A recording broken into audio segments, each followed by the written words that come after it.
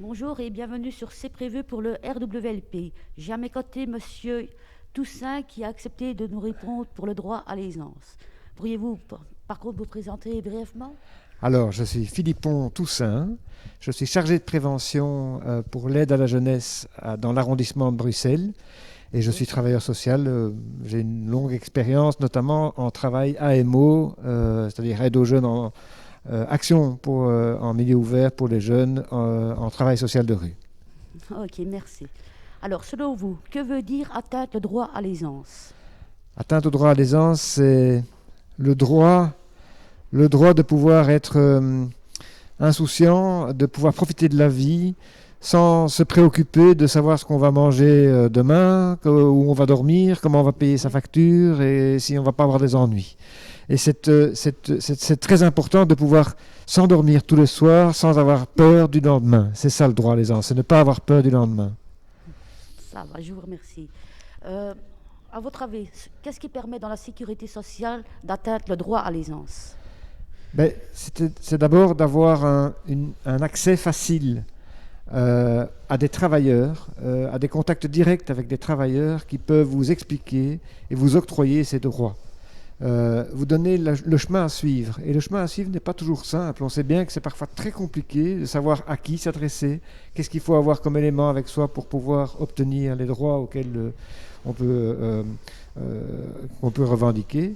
Et donc, je pense que c'est ça surtout, c'est connaître, avoir une trajectoire qui soit balisée et qu'on soit accompagné dans cette trajectoire pour obtenir ces droits.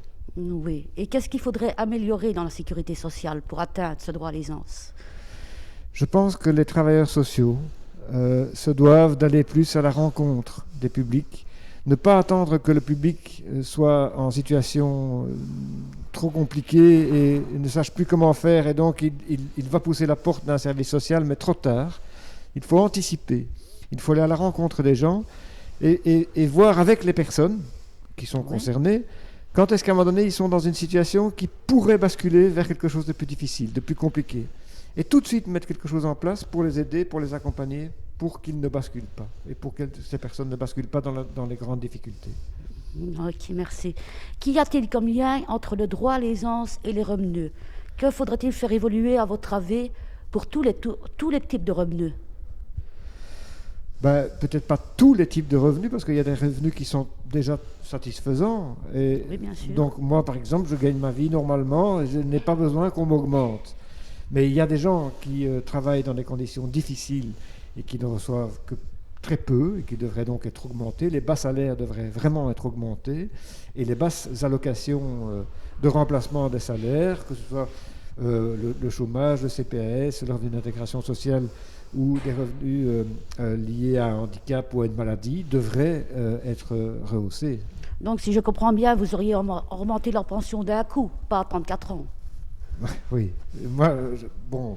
Mais alors, c'est facile à dire, et je ne suis pas sûr que ce soit facile à faire. Donc, j'ai confiance dans une partie des gouvernants qui disent, ben, on va étudier la faisabilité, et peut-être que ce n'est pas facile à faire. Alors, il faut le faire, ça, moi, j'en suis convaincu, le plus vite possible. Maintenant, j'imagine que ce n'est pas simple. Et donc, c'est un peu facile de le dire, pour le faire, c'est un peu plus compliqué. Pour les jeunes et les familles, y a-t-il un levier à lever pour atteindre le droit à l'aisance? Il y a plusieurs leviers à mettre en œuvre. Je pense que d'abord, bon, alors je vais parler de Bruxelles principalement parce que c'est Bruxelles que je connais le mieux, Oui, mais j'imagine qu'en Wallonie, il doit y avoir des choses très comparables. Le levier du logement, notamment. bien Euh, sûr. la région bruxelloise a l'ambition de rénover et de reconstruire du logement public à disposition de ménages et en moins de revenus, et je pense que c'est vraiment très urgent et c'est très important à faire. Et alors moi, je suis évidemment préoccupé par les jeunes adultes notamment, et qu'il y ait une priorité qui soit faite pour des jeunes qui sortent de l'aide à la jeunesse ou qui sont en situation de vulnérabilité importante, mais qui ne sont pas encore à la rue. Et il ne faut pas attendre que des gens soient à la rue pour qu'on s'occupe d'eux. Il faut être en Oui, prévention, il faut travailler avant, il faut leur octroyer un logement avant. Par rapport à l'emploi, il y a le levier de l'emploi, mais la région bruxelloise fait de gros efforts aussi pour l'instant. Donc, et alors, le dernier levier, ce serait celui de l'enseignement, pour qu'enfin on ait un enseignement qui soit véritablement gratuit et Oui. et pas moins cher. C'est déjà pas mal, mais gratuit, ce serait vraiment bien. Oui, parce que concernant les études, il faut vraiment être un enfant de riche pour savoir faire le métier qu'on voudrait. Mais oui, alors, il existe des aides, mais ces aides ne sont pas toujours faciles à obtenir, et notamment pour les bourses d'études, on a automatisé la démarche pour obtenir une bourse d'études via les sites internet. Maintenant, on est revenu en arrière parce que en automatisant ça, c'était quelque chose qui rendait difficile l'accès à la bourse d'études pour des ménages en difficulté et pour des jeunes en difficulté. Ça va. Mais je vous remercie. Merci à Jean-Mé et à Sandra. Merci à vous. Merci. J'espère qu'on vous a